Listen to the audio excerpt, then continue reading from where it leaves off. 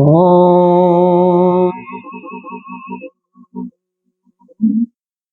ॐ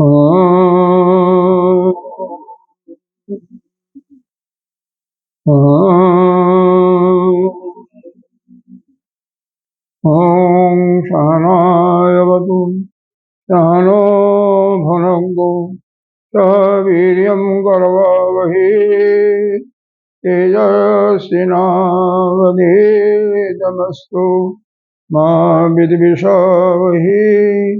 ॐ शान्तिः शान्तिः शान्तिः। अखण्डमण्डलाकारं व्याप्तं येन चराचरं तत्पदं दर्शितं येन तस्मै श्रीगुरुवे नमः।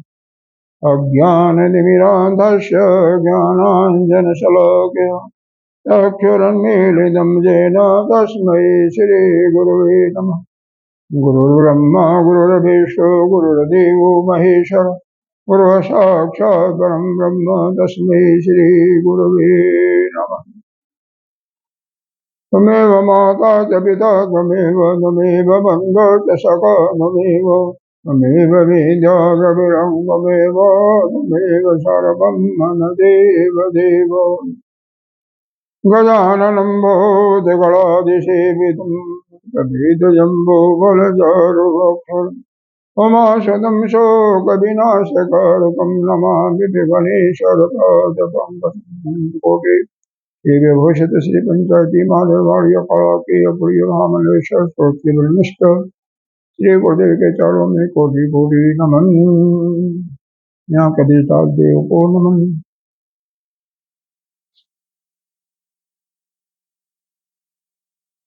सभागार में विद्यमान मातृशक्ति भगवान श्री के हृदय में आत्मस्वरूप और जो आत्मा के रूप में परमात्मा ही विराजमान उसको कोटि कोटि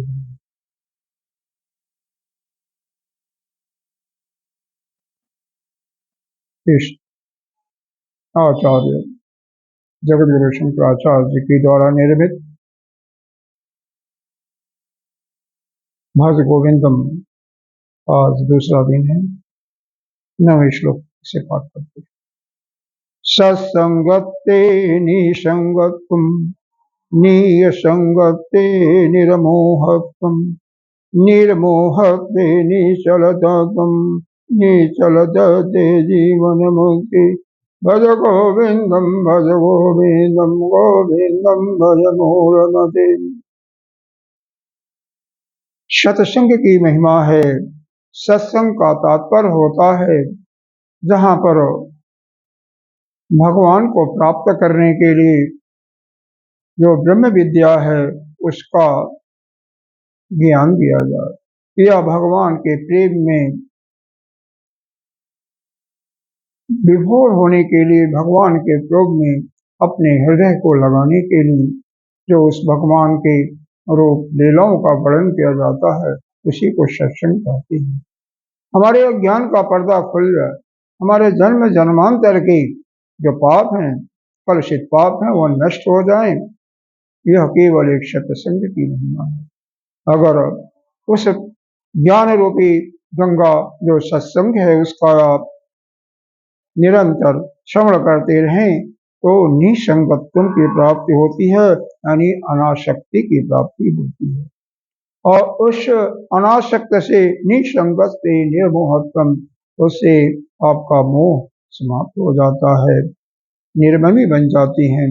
और उस जब आप निर्ममी बन जाते हैं यानी मोह भी समाप्त हो जाता है, माया दूर हो जाती है, उससे आपको निश्चलता की प्राप्ति होती है और वास्तविक नित्य तत्व का प्राप्त होने से उस जीवन की मुक्ति होती है। तो यह है आपका ज्ञान प्राप्त करने का तरीका। यह तभी संभव होगा जब इस ज्ञान को सुनने के पहले आप कर्मयोग की साधना के माध्यम से, कर्मयोग साधना है और इससे आपकी साधना की प्राप्ति होती है ज्ञान तत्व की। कि कर्मयोग के साधना के माध्यम से यानी जो वेद का जो पूर्व भाग है पूर्व जो ब्राह्मण भाग है उसको कर्म कांड है, उसके द्वारा यज्ञ, अग्निहोत्र इत्यादि करके अपने निष्काम कर्म करते अपने जीवन को शुद्ध कर लें, अपने अंतःकरण को शुद्ध कर लें, आपके जो पाप हैं, कलुष हैं, वो मिट जाएं। जब अंतःकरण बिल्कुल शुद्ध जाता है तो गुरु के पास जाकर के ज्ञान का श्रवण करें, तो निश्चित रूप से उस प्रकार जो सत्संग के सुनने से आप की जीवन मुक्ति हो सकती है, क्योंकि ज्ञान के माध्यम से अनासक्ति होगी, अनासक्ति से आपका मोह मिटेगा, मोह से आपको निश्चलता आएगी और तत्व की प्राप्ति होगी और उससे जीवन मुक्ति हो जाएगी। कहा गया है कि संत समागम हरि कथा तुलसी दुर्लभ हो दोय, सुतदारा लक्ष्मी पापी के भी हो। संत सगा समागम करिए भाई, लौह पलट कंचन हो जाई। नाना विधि बन राय कहीजे, भिन्न भिन्न सब नाम धराय। नौकारो बजाने सतसंगिया में, सब मिल बैठो भाई। और उपाय नहीं तिरने का, सुंदर काल ही राम दुहाई। संत समागम करने से, भगवान की कथा सुनने से, कहते हैं तुलसीदास जी, यह दुर्लभ स्थिति होती है कि संतों का साथ हो और हरि की कथा सुनने को मिले। कहते हैं पुत्र, पत्नी, लख, धन, ये तो पापी के पास भी होता है, इसलिए आप संतों का साथ करें, जिससे आपका जो यह जिससे लोहा भी सोना हो जाता है, अर्थात आपका ज्ञान ज्ञान में परिवर्तित हो जाए। नाना विद्वन राय कहीजे, नाना प्रकार के नाना सभी लोग संत कहते हैं, और जिसका अलग अलग नाम भी कर सकते हैं। नाना प्रकार के यह जो भिन्न भिन्न मत हैं, इसी हर एक मतों का यही सार है कि आप सत्संग के द्वारा ही अपने इस नौका रूपी सत्संग में बैठ करके इस संसार के भवसागर से उत्तीर्ण हो जाइए, और यही एक सहारा है। बड़ा सत्संग का दरिया, नहा लो जिसका जी चाहे। हजारों रतन व कीमत भरे, आला से आला है। लगा कर ज्ञान का गोता, निकालो जिसका जी चाहे। यानी सत्संगत का प्रभाव जब मनुष्य के ऊपर पड़ता है तो सार्वभौमिक नियम है, जिस संगति में हम रहते हैं, जिस साथ में रहते हैं, उसका वही प्रधानता है कि संसारी लोग न तो अपने मित्र के चयन में सावधानी बरतते हैं और न ही अपनी संगत के चयन में विवेक से काम लेते हैं। संभावना तो ऐसी रहती है कि उनके ज्ञान और प्रबल इच्छा के बावजूद वासना के शक्तिशाली लहरें उनको जकड़ लेती हैं, कुसंगति में खींच लेती हैं, और सत्संग करने का अर्थात है कि भगवान के चरणों में, परब्रह्म अनिष्कों के बीच में समय बिताना और उनसे सत्संग के माध्यम से अपने जीवन की मुक्ति प्राप्त करना। 10वां श्लोक पढ़ते हैं।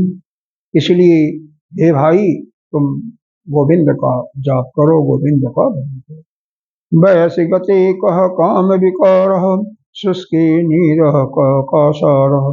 क्षीणे वित्ते कह परिवारो, ज्ञाते तप्ते कह संसार। भज गोविंदम भज गोविंदम, गोविंदम भज मूढ़मते। कहते हैं जब आयु बीतती रहती है, बुढ़ापा आ जाता है, तो काम का जो विकार है अपने आप ही समाप्त हो जाता है।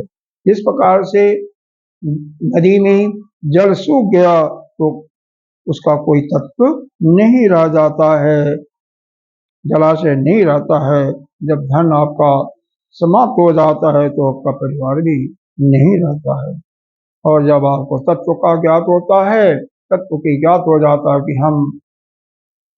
हम ही जो है आत्मा के रूप में सबके अंदर विराजमान हैं, और सभी हमारे अंदर विराजमान है, सभी की आत्मा हमारा और जिनकी हम उपासना कर रहे हैं, दोनों आत्मा एक ब्रह्म ही हैं, वही एक ही है, वही ब्रह्म है। जब ऐसा ज्ञात हो जाता है तो संसार का भी आपको भान नहीं होता, आप अपने स्वरूप में लीन हो जाती हैं। बस गोविंदम, इसलिए ये भाई गोविंद का भजन करो, गोविंद का भजन करो। कहा गया है रामचरितमानस में कि जौवन जरन काहि बल पावा, ममता के कर जस्न न सावा। यानी जवानी में कोई ऐसा नहीं होता है कि मनुष्य अपनी मर्यादा भूल करके अपने लक्ष्य से हट जाए, मदोन्मत्त हो जाए। इसी प्रकार से ममता इसका नाश नहीं करती है। इसलिए हमेशा गोविंद में का यदि भजन करोगे, गोविंद का स्मरण करोगे तो आपका कल्याण होगा।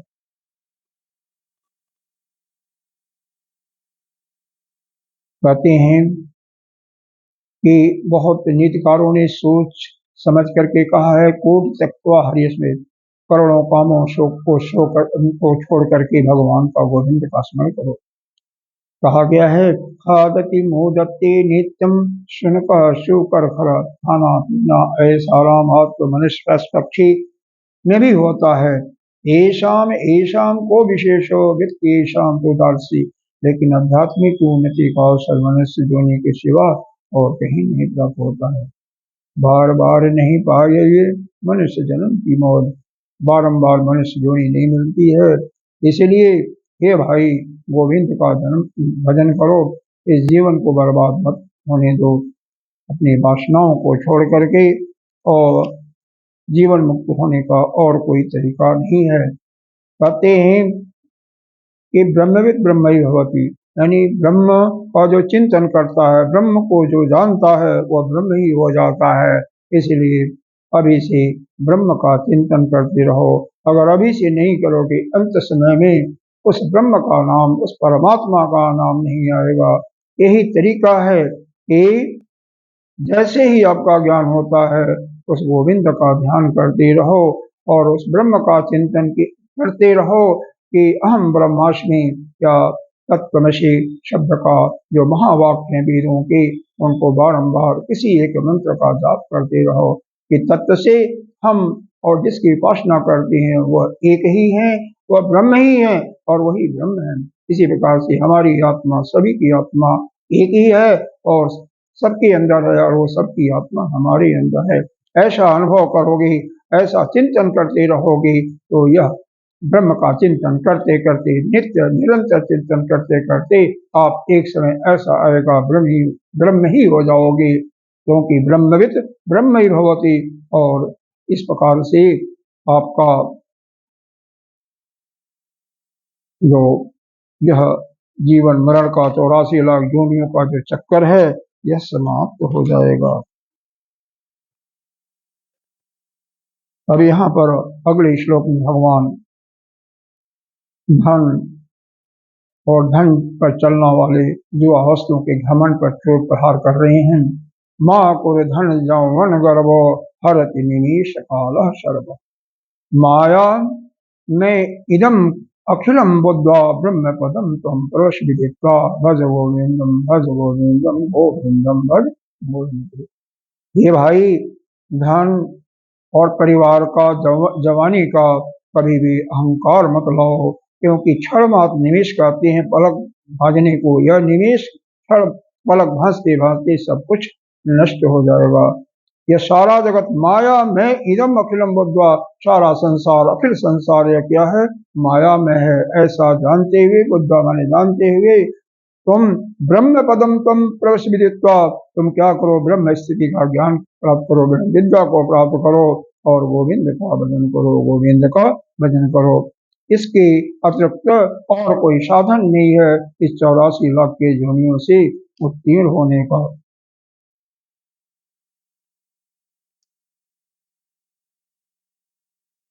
गीता जी के 7वें अध्याय में भगवान ने क्या कहा? 26वां श्लोक है, वेदाहम समतीतानि वर्तमानानि च अर्जुन, भविष्याणि च भूतानि मां तु वेदन कश्चन। जहाँ अहम वेद का तात्पर्य वर्तमान काल का प्रयोग करने में है कि परमात्मा के लिए सब कुछ वर्तमान ही है। अतः वर्तमान में सत्ता स्वरूप से एक परमात्मा ही है अब उसी का चिंतन क्या करें, उसमें ही डूबे रहें, उसका चिंतन करें, उसमें ही डूबे रहें। वही हमारा है, उसके सिवा और कुछ नहीं है। गीता के 13वें अध्याय का दूसरे मंत्र में भी आया है, क्षेत्रज्ञम चापि मां विद्धि सर्व क्षेत्रेषु भारत। उसकी प्राप्ति में कृपता किस बात की, अर्थात उसी का चिंतन करते रहो, उसी को प्राप्त करो। गीता में ही छठे अध्याय में कहा है, आत्म संस्तमना त्यक्त्वा न किंचिदपि चिंतित। मानव जीवन सफल हो जाएगा, कल्याण ही कल्याण होगा। इसलिए हे भाई, तुम क्या करो, ब्रह्म विद्या के रास्ते पर चलते हुए चलने के नित्य सत्संग करो, नित्य गोविंद, नित्य निरंतर गोविंद का भजन करते रहो।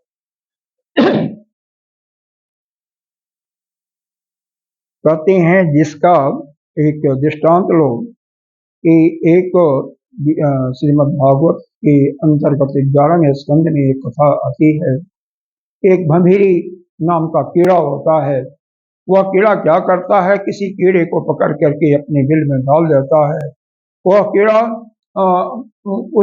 वो भंभीरी जो है उस कीड़े को खाना भी देती है, पानी भी देती है, लेकिन जाते समय भी डंक मार के चली जाती है। इस प्रकार से नित्य का उसका यह व्यवहार देख करके उसके अंदर हमेशा चिंतन करता रहता है वो जो कीड़ा होता है कि भंभीरी आएगी, खाना देगी, पानी देगी और मेरे को फिर डंक मार के चली जाएगी।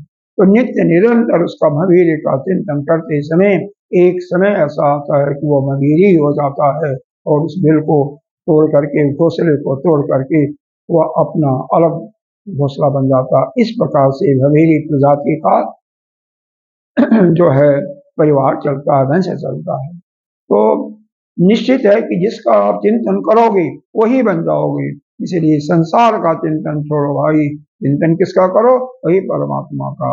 धन, बल, यौवन, गर्व, यह सब छोड़ दो, यह किसी काम नहीं आएगा। यह तो किसी भी क्षण में समाप्त होने वाला है। इसलिए किसका ध्यान करो, उसी गोविंद का ध्यान करो भाई, गोविंद का ध्यान करो। अगले मंत्र में क्या बताया भगवान ने, दिन यामिन्नो सायं प्रातः शिशिर बसंतो पुनरायात। इस काल के विषय में बताया कि दिन यामिन्नो, दिन और रात, सुबह शाम क्या है, आता जाता रहेगा। जैसे शिशिर और बसंत ऋतु भी एक आएगी एक चली जाएगी। काल क्रीडति गच्छत आयु, काल तो क्रीड़ा कर रहा है और हमारी आयु बीत रही है। यद्यपि न मुंचति आशा, वैसा जानते हुए भी हम आप यह जो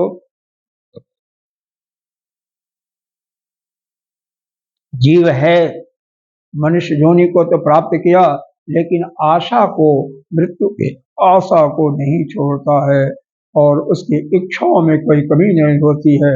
आयु तो बीत रही है, भी बुढ़ापा आ गया, लेकिन उसकी इच्छाएं ऐसे की ऐसे चलती रहती हैं। काल की क्रूर गति कब आएगी कुछ पता नहीं। किसी समय में बाल्यावस्था देखते देखते कुमार अवस्था में, कुमार अवस्था धीरे धीरे युवावस्था में, युवावस्था से प्रौढ़ावस्था, वृद्धावस्था आ जाती है।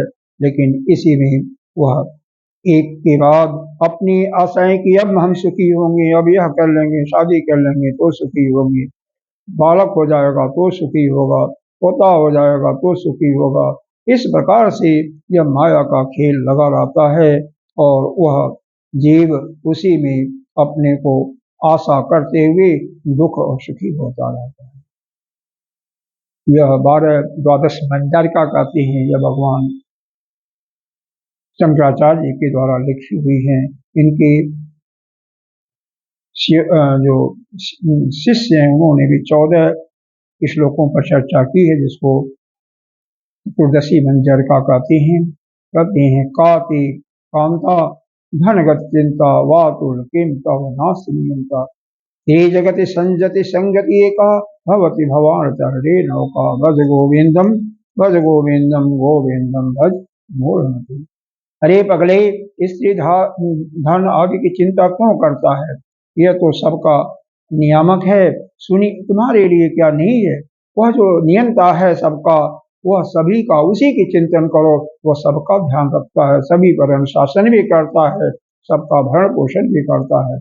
सारे त्रिभुवन में जन्म मृत्यु रूप सभी परिवर्तनों के समुद्र को पार करने का एक ही मात्र नौका क्या है? सत्संग। सत्संग से ही आप इस संसार रूपी नौका को पार कर सकते हो, जो कि दुखालय कहा जाता है। इसलिए हे भाई, सत्संग सुनो, सत्संग सुनो। निर्मल गोविंद को भजो, गोविंद को भजो। निर्मल का विनाश असंभावी है, इसलिए निर्मल मत करो। तुलसीदास जी भी कहती हैं, रामचरित जी सुनहि कहानी, रस विशेष जाना तिन्हि। जो भगवान के गुणों को, उनकी लीलाओं को सुनते सुनते उसको संतुष्टि नहीं होती, अघाता नहीं, वह रस ये सुनत लगाई, उसको वही समझिए कि भगवान का भक्त है। और जो थोड़ा सा एक बार सुनता है और संतुष्ट हो जाता है, समझो कि उसने भगवान की विशेषता को, उस रस का जो है, रस भगवान के लीलाओं के रस का पान का स्वाद उसने नहीं जाना। मानस के अंदर एक कथा, एक दो लाइनें और आती हैं, जिनके श्रवण समुद्र समाना, कथा तुम्हारी सबक सरिमाना। भरहि निरंतर हो न पूरी, तिनके ये तुम कहाँ गए। आपकी कथाएं नदियों के समान, सत्संग प्रेमियों के कान ऐसे समुद्र के समान हैं, जो नित्य निरंतर कथा रूपी नदियों के गिरने पर भी कभी पूरे भरते नहीं हैं। उनके तो कथा सुनने की तृष्णा अधिक अधिक बढ़ती है। राजा पृथु ने भगवान की कथा सुनने के लिए इसीलिए 10,000 पान मांगा था। तो भगवान का कथा सुनने के लिए कभी हमें संतोष नहीं होना चाहिए। इसका तभी मतलब होगा कि आप भगवान के कथा का रसपान करोगे। अरे देखो, एक उदाहरण के रूप में देखो, एक रत्नाकर नाम के डाकू थे, जो नारद जी की कृपा से, उनके प्रसाद से वही रत्नाकर क्या बन जाते हैं? महर्षि वाल्मीकि बन जाते हैं। क्यों? कि नित्य निरंतर राम का नाम का ज्ञान देते हैं नारद जी, लेकिन वह राम नहीं आता, और तो मरा मरा कहते ही अपने बाकी सारे क्रियाएं पीछे, आपने जो वो किस कहा उसको भूल जाओ, केवल गोविंद का भजन करो, गोविंद का भजन करो। भगवान पर जब पूर्ण रूप से आप अपने को समर्पित कर दोगे, तो भगवान पीछे के आपने क्या किया है, कितने बड़े पापी हो, कितने बड़े अत्याचारी हो, उसको वह नहीं देखता। वह तो जो सबको एक बार छोड़ करके फिर भगवान को ही पकड़ लेता है, उसी का नित्य निरंतर चिंतन करता रहता है, उसको वह अपना बना लेते हैं। इसी प्रकार से वाल्मीकि रत्नाकर नामक जो डाकू था, उसको अपना बना करके वाल्मीकि एक महर्षि बना दिया। इसलिए हे भाई, तुम क्या करो? गोविंद का चिंतन करो, सत्संग का चिंतन करते जाओ। प्रश्नोत्तरी में यह कहा गया कि अपार संसार समुद्र मध्य समझत्तो में शरणम किमस्ति, गुरु कृपालो कृपया वदयत, विशेष पादाम्बुज दीर्घ नौका। यह 12 मंजिल का स्तोत्र का यह जो श्लोक के अंदर भगवान शंकर ने रचना मानी जाती है। प्रमाणी रूप से ऐसा नहीं कहा जा सकता, क्योंकि भिन्न भिन्न प्रकाशनी में श्लोक के क्रम से एक से नहीं है। चतुर्दशी जो 14 मंजर का यहाँ पर 14 इनके शिष्य थे, हर एक शिष्यों ने एक एक श्लोक की रचना। यहाँ पर कुठाराघात किया गया है, इसके लिए सन्यासियों पर। जटिलो मंडित लुंचित केश पाशायाम्बर बहुकृत वेश, पश्य न पिच पश्यति मोढ़ो, उदर निमित्तम बहुकृत वेशम, भज गोविंदम भज गोविंदम गोविंदम भज गोविंदम। ये सन्यासी, किसी ने जटा बढ़ा रखी, किसी ने सिर मुड़वा लिया, किसी ने एक एक करके बाल को नचवा लिया। दैनी लोग ऐसे बढ़ाया करते हैं, सभी मूर्ख हैं। कोई गेरुआ वस्त्र धारण कर रखा है, जो देख कर भी नहीं देख पाते, देख करके भी नहीं समझ पाते, यानी उनको देखने के बाद, संसार को देखने के बाद भी ज्ञान नहीं होता कि यह संसार नित्य निरंतर परिवर्तनशील है। दिखाई दे रहा, वास्तव में नहीं है। इन सभी को लोगों के वेश धारण करने का उद्देश्य केवल उदर पोषण ही होता है। तो इस प्रकार से यह सब करने से इसका तात्पर्य है कि चाहे आप जटा रखा लो, सन्यासी बन जाओ, गेरुआ वस्त्र धारण करो, लेकिन जब तक उस गोविंद पर प्रेम नहीं होगा, उस भगवान का के अंदर आपका मन नहीं डूबेगा, उस ब्रह्म को प्राप्ति करने के लिए ब्रह्म का चिंतन नहीं करोगे, तो ब्रह्म विद्या की प्राप्ति आपको नहीं होगी। और ऐसे ही केवल आपका भरण पोषण उधर तो होता जाएगा, उधर का भरण पोषण, लेकिन जो आपका मुख्य प्रयोजन है वह इसी प्रकार से अधूरा ही रह जाएगा। पुनः नाना प्रकार के योनियों में, 84 लाख योनियों में आप भ्रमण करते हुए और दुख और सुखी होते रहोगे। गीता जी के दूसरे अध्याय के 7वें श्लोकों को बताया गया है, एततो हि यपि कौन्तेय पुरुषस्य विपश्चिता इंद्रियाणि प्रमाथीनि हरन्ति वशम्। भगवान कहते हैं, अर्जुन, आसक्ति का नाश न होने के कारण ये प्रमथन स्वभाव वाली इंद्रियां यत्न करते हुए बुद्धिमान पुरुष के मन को बलात् धर लेती हैं।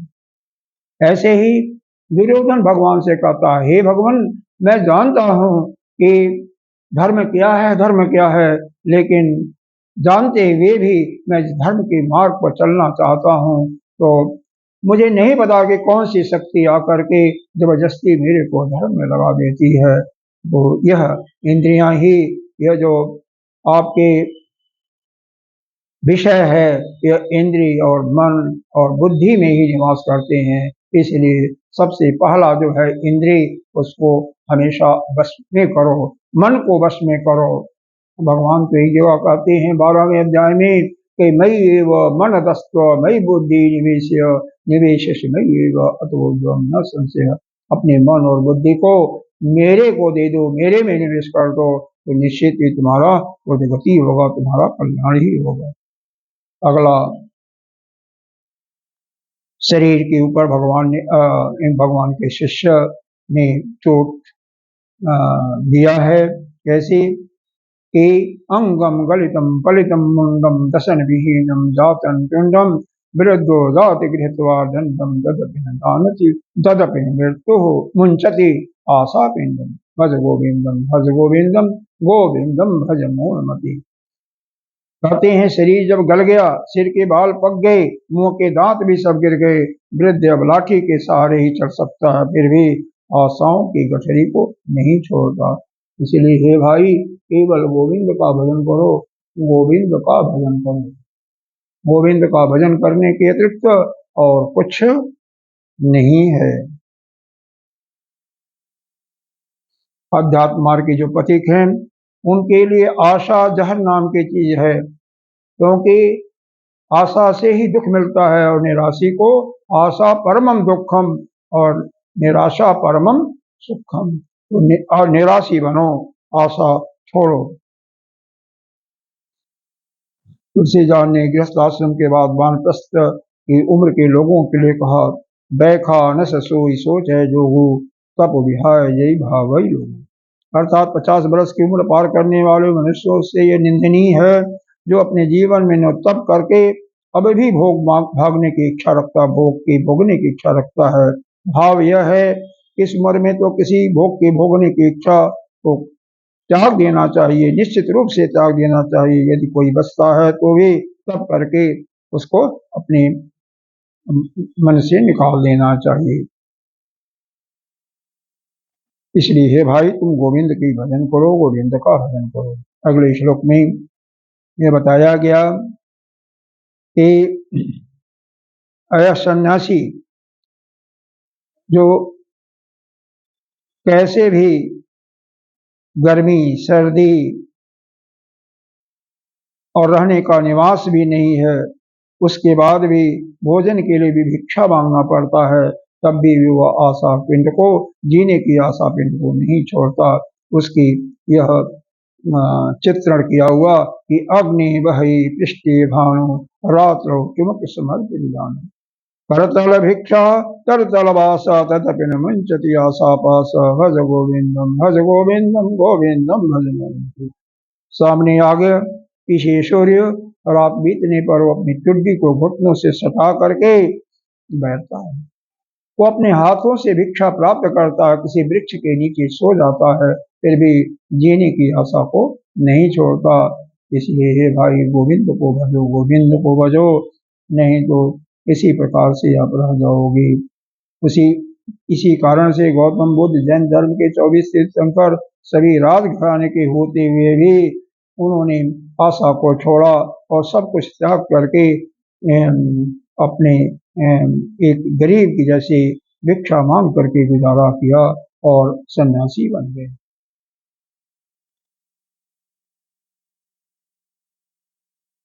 अगर हमारी इंद्रियां अपने अंदर, हम उनको पर विजय भी प्राप्त करते हैं कर्म इंद्रियों पर, लेकिन ज्ञानेंद्रियों से मन में आशाओं को नाना प्रकार के भोगों का ही स्मरण करते रहते हैं, तो हम क्या हैं? मूढ़ हैं, मिथ्याचार हैं, मिथ्याचारी हैं। इसी को ध्यान में रखते हुए यहाँ पर गीता जी में 3रे अध्याय में 6ठा श्लोक कहता है, कर्मेन्द्रियाणि संयम च आस्ते मनसा स्मरण इंद्रियात्मा मिथ्याचार असौचते। अर्थात मूल बुद्धि वाला मनुष्य बाहर से तो इंद्रियों के क्रियाओं को अपने वश में कर लेता है, अपने इंद्रियों में जैसे बकुला भगत, और इंद्रियाणी ऐसा जो मन से स्मरण करता रहता है, यानी ज्ञानेंद्रियों से ही चिंतन किया रहता है, अपने भोगों के लिए विषयों का चिंतन कराता है, इसको हम क्या कहते हैं? मिथ्याचारी। और विमूढ़ आत्मा, यानी जो मूढ़ आत्मा यानी मूर्खाधिराज कहा जाता है। इसलिए हे भाई, तुम केवल इंद्रियों को, कर्मेंद्रियों को न वश में करो, बल्कि क्या करो? ज्ञान इंद्रियों को वश में करो, कर्मेंद्रियां काम करती रही। इसके लिए अगला श्लोक क्या कहता है? यह भगवान के शिष्य हस्तमलक का लिखा हुआ माना जाता है। करते गंगा सागर गमनम परिपालन अथवा दानम ज्ञान विहीनम सर्वगतेन भजत मुक्तिम जन्म सतीन भज गोविंदम भज गोविंदम गोविंदम। चाहे कोई गंगा सागर तीर्थ यात्रा कर ले, अन्यों को व्रत या दान कर ले, परंतु सभी आचार्यों के मत में एक निश्चित सार है, तथ्य है कि ज्ञान के बिना सैकड़ों जन्म में मुक्ति नहीं होती। इसलिए भाई, सत्संग सुनो, गोविंद का भजन करो, गोविंद का भजन करो और ज्ञान को प्राप्त करके मुक्त हो जाओ। मनुस्मृति में लिखा हुआ, दानम एकम कलौ युगे। कलु स्मृति में कलयुग में केवल दान ही एक माध्यम है। ऐसे धर्म के 4 चरण बताए गए हैं। श्रीमद् भागवत की 12वें स्कंद में 3रे अध्याय का 18वां श्लोक है, सत्यम दया तपो दान मिति। ये 4 धर्म के चरण हैं, अंग हैं। इसमें से दान को तो हमेशा कलयुग में करते रहना चाहिए। लेकिन एक जगह मानस में भी आया है, ये निकिबद दीने दान करें कल्याण। कैसे भी हो, जैसे वो दान का अर्जन, धन का अर्जन करते रहना चाहिए, दान को देते रहना चाहिए। तुलसीदास जी ने भी मानस में कहा, प्रकट 4 पद धर्म के कलिमहु एक प्रधान देन के निधि दीने दान करें।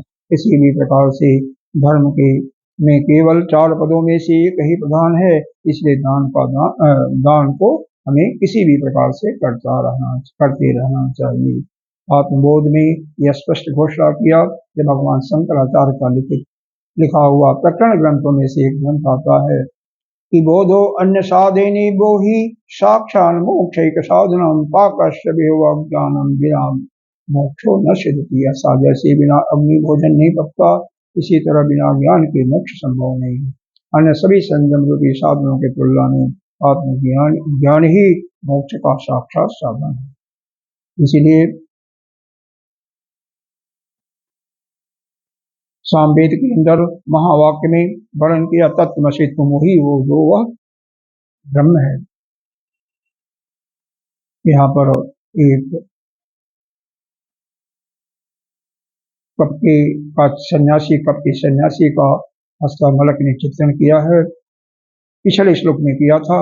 अब यहाँ पर जो है उसी की पुष्टि की गई है। श्रीवाचार्य ने पुष्टि किया, ईश्वर मंदिर तर मूल निवास शय्या भूतल मजिनम भाषा सर्पज्ञ भोगत्याग कस्सुकम करोति। भज गोविंदम गोविंदम। जिसका निवास किसी मंदिर के वृक्ष के नीचे है, जो केवल जमीन पर बिना बिछावन सोता है, केवल मृक्षक पहनता है, इसी तरह प्राप्ति की इच्छा का जिसने त्याग कर दिया, भोग करने की तृष्णा जिसे सताती नहीं, ऐसा वैराग्य जिसके हृदय में सुख का संचार नहीं करता। क्यों कि जब तक मन इन विषय वासनाओं में स्मरण करता रहेगा, उसी में जाता रहेगा, मन को अपने विजय प्राप्त नहीं करोगे, तब तक इन भोगों से निवृत्ति नहीं होगी और इसमें मन में भोगने की इच्छा आती रहेगी। इसलिए हे भाई, मन को कंट्रोल करो, गोविंद का भजन करो, यही एक उपाय है कि मन पर आप काबू पा सकते हो, मन को अपने अंदर बस में कर सकते हो। कामना का अत्यंत जब तक अभाव नहीं होगा, तभी तक शांति नहीं मिलेगी। इसके लिए बताया गया, न सुखम देव राजस्य न सुखम चक्रवर्तिना यदि सुखम वीतरागस्य मुनि एका शांतिशील।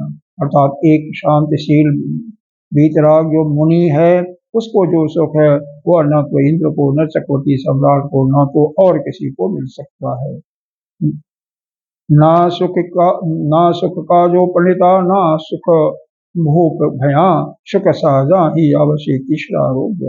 तीसरा रूपी रोग के चले जाने पर सुख अपने आप ही चला जाता है। जब तक पदार्थों के विषयों की आपके अंदर लोलुपता है, दासता है, तब तक सुख कहाँ मिलेगा आपको। इसलिए इस लोलुपता को, दीनता को मिटाने पर ही सुख प्राप्त होगा। इसलिए हे भाई, तुम अपने मन को विषयों से हटा करके उस किसकी चिंता करो, उस गोविंद का भजन करो, भगवान में अपने मन को। रामचरितमानस अयोध्या कांड में लिखा गई, चाह गई चिंता की मनवा भी बरवा, जिनको कुछ न चाहिए सो जग शहंशाह। जिनको कुछ नहीं चाहिए वही शहंशाह है। जाहिन चाहे कबहु कछ तुम सन सहज सनी, कसो निरंतर तस्मन सरोवर निधि। यह पिंगला नामक वेश्या का यह दृष्टांत दिया गया। एक बड़ी बड़ी प्रसिद्ध वेश्या थी, बहुत से भोगी धनी उसके पास आते थे और धन उसको देते रहते थे और सुख को भोगते रहते थे। किंतु एक रात को जब देखते देखते उसका इंतजार निराशा में परिणत हो गया। उसी समय धन को देने वाला कोई नहीं आया, उद्विग्न हो चुकी थी। इसी में दत्तात्रेय अपनी मस्ती में झूमते हुए जा रहे थे। भगवान दत्तात्रेय यह विश्व भगवान के 24 अवतारों में से एक अवतार माने जाते हैं। उन्होंने विचार किया, इस जनक राजा के विदेह नगरी में यह मैं पिंगला नाम की वेश्या मैं एक मूर्खा हूँ जो दूसरे पुरुषों से सुख और तृप्ति चाहती हूँ। उनके पास जो सुख होता है मुझे सुख दे सकते, तो यह कैसे संभव है। इसलिए वह ये सब कुछ छोड़ करके वैराग्य धारण करके भगवान से के भजन में जुट जाती है। मद्भागवत में ही आता है, पहले भी हमने जिक्र किया था, आशा ही परमं दुखम न रहस्यम परमं सुखम। तो इसलिए भाई, आशा को छोड़ो और निराशा सभी चीजों, किसी चीज की कोई आशा मत करो।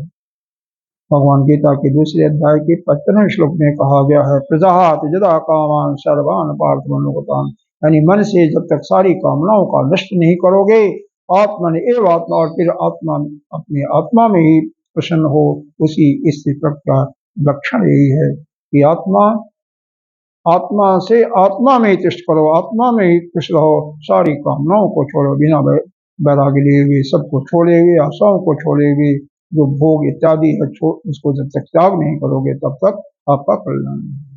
अगले श्लोक में भगवान ने कहा, शिष्य उनके शिष्य का ही है, किसी शिष्य का जोग रतो व भोग रतो व संग रतो व संग। आप जोग करिए या भोग कीजिए, संग कीजिए या बिना किसी के साथ रहिए। जस ब्रह्म, जिसका भी, जिस साधक का चित्त ब्रह्म में भ्रमण करता है, नंदति नंदति मतलब जो अपने चित्त को भगवान ब्रह्म में लगा रखा, वही आनंदित है, वही आनंदित ही रहता है। नंदति नंदति नंदति।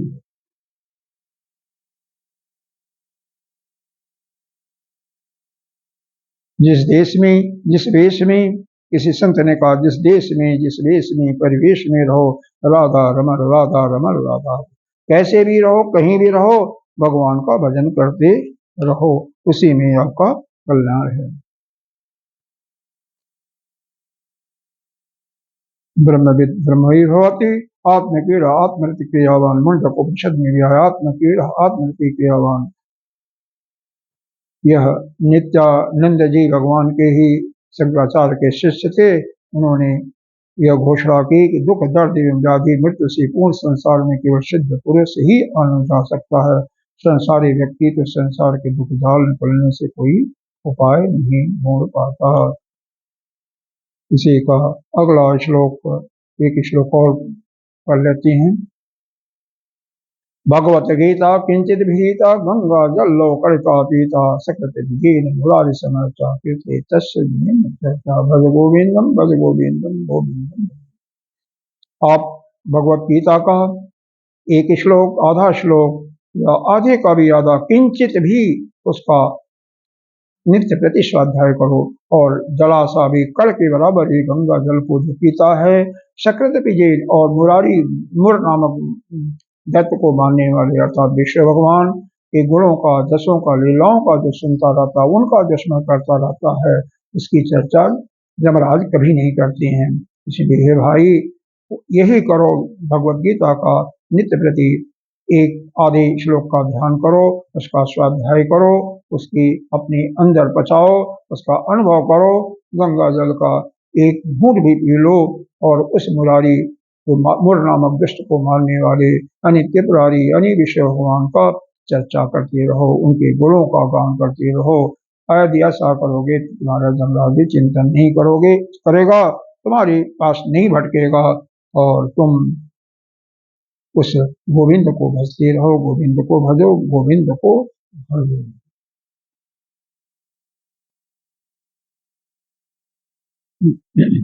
इस प्रकार से यहाँ पर 4 साधन भगवान ने बताया। एक गीता जी का पाठ, दूसरा गंगा जल का सेवन, तीसरा भगवान का मुरारी का जाप, और ऐसा करोगे तो आपका यमराज भी कोई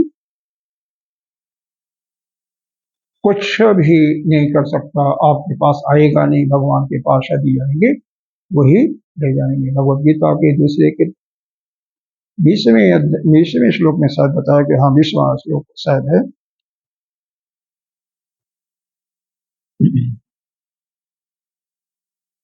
ऐसा कि अजो नित्य शाश्वतो अयम प्राणो न हन्यते हन्यमाने शरीर। यह शरीर जो है अनंत ब्रह्म के सामने मृत्यु का प्रश्न ही नहीं उठता, न मृत्यु का भय रहता, न मृत्यु निकट आने का साहस कर सकता।